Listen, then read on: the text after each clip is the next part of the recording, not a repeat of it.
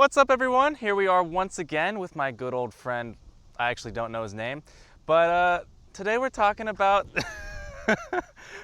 free will and why this horse doesn't have it, and why not believing in free will can actually make you a better person, and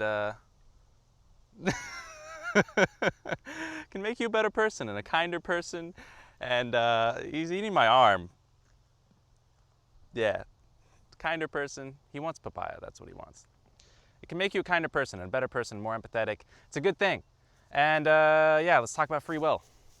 I'm gonna pet him real quick so he doesn't eat me. Oh yeah, that's the spot. Oh yeah.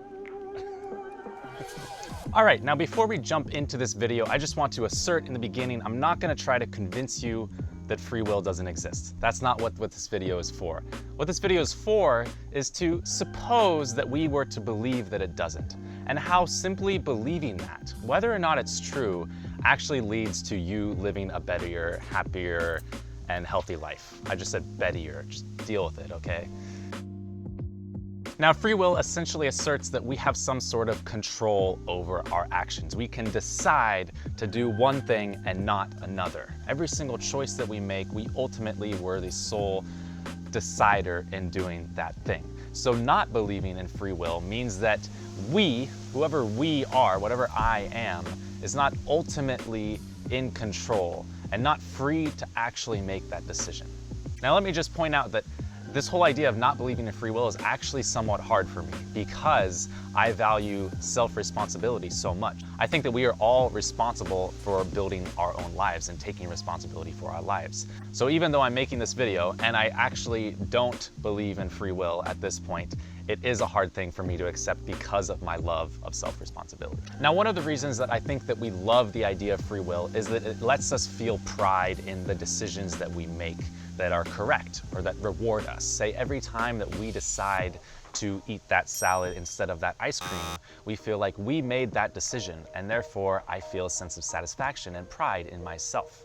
But the flip side of this same coin is that every time we make the wrong decision, we eat the ice cream instead of the salad, we feel a degree of hatred or self-flagellation for punishing ourselves for making the wrong decision, because we feel like we could have chosen to eat the salad, but we decided to eat the ice cream, and therefore we are at fault. Now, if you extend this belief beyond the self and onto other people, believing that other people are making decisions and have free will actually opens the door for you to judge them and ultimately hate them as well. For example, say that you're in an argument with someone and they happen to freak out and lose their shit and yell something mean at you.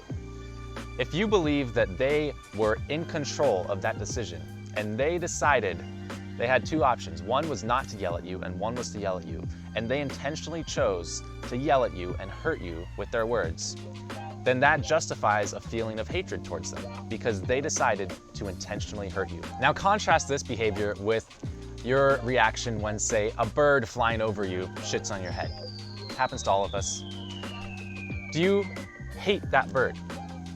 Do you assign a degree of autonomy and decision-making to that bird, the same autonomy that you assign to your friend or whoever it is that insulted you?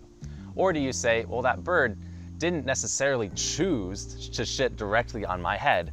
I just happened to be there, and they couldn't have made any other decision. It was not a personal attack. They did not choose to shit on me. It's not even a matter of targeting and aiming. It's just a matter of them deciding to hurt you or not. Now, clearly, we're not going to have the same degree of personal animosity towards that bird because that bird didn't do it as an act of hatred just to me. So what if you took that same idea of this bird could not have done anything else, and you extend that to the person that insulted you? What if you truly believed that they did not decide to lose their shit on you? They, because of their life experiences and the way that they were raised as a child and who they had become because of everything in their lives that created them up until this moment, exactly who they were in that moment, they had no choice but to have the reaction that they did and lose control and insult you with their words.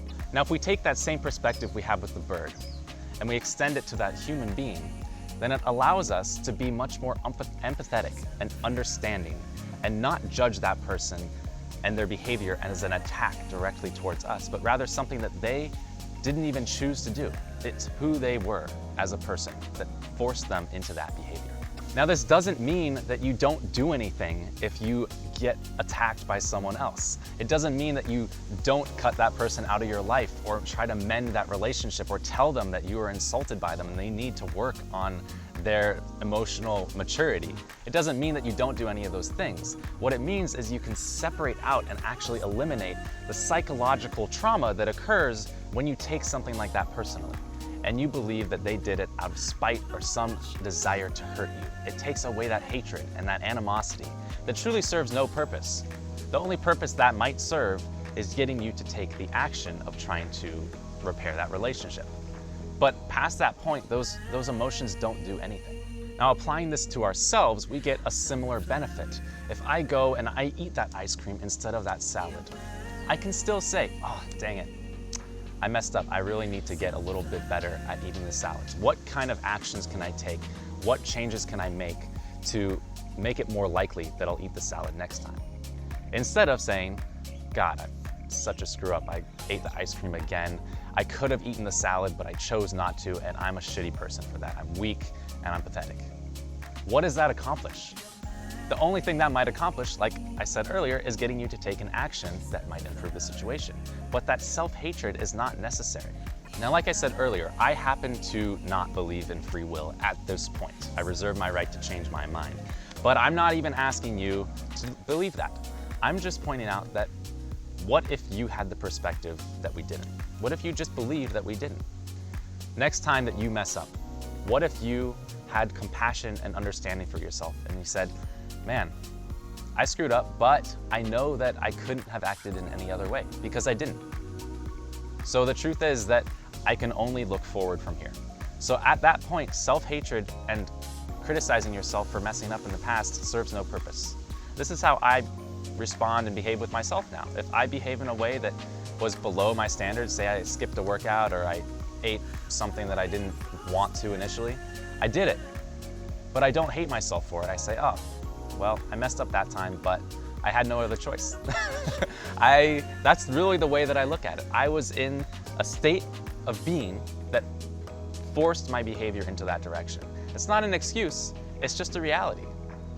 And therefore I accept that and I say, okay, what can I do to make sure that that doesn't happen next time? What kind of steps can I take in a loving way, in a caring way, to ensure that my behavior improves in that way? So I would recommend that just try this. If you're curious, if you're maybe someone that is a little too critical on yourself and you beat yourself up a little too much and you feel like that's helping you perform, I guarantee it's really not necessary. The self-hatred and self-criticism is not a necessary aid or creator of performance. You can have the increased performance without the self-hatred.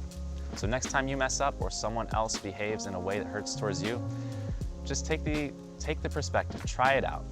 Just believe for a second that they didn't choose to do that. They had no choice. It takes away this feeling of personalized attack. It's really pretty incredible. You're not changing anything except your perspective, but perspective is a very, very powerful thing. And that wraps up the video. Thank you very much for watching. I hope that this gave you a new perspective or a new idea to try out. And if you did get some value out of it, please share it with a friend that you think might as well. And also check out my channel for other content related to philosophy, practical philosophy, business, entrepreneurship, happiness, and other cool jazz like that. Also, right here, I will link to a video that I think you might enjoy based off of this one. So go ahead and check that one out too. And other than that, thank you very much for watching. Mahalo, and I'll see you next time.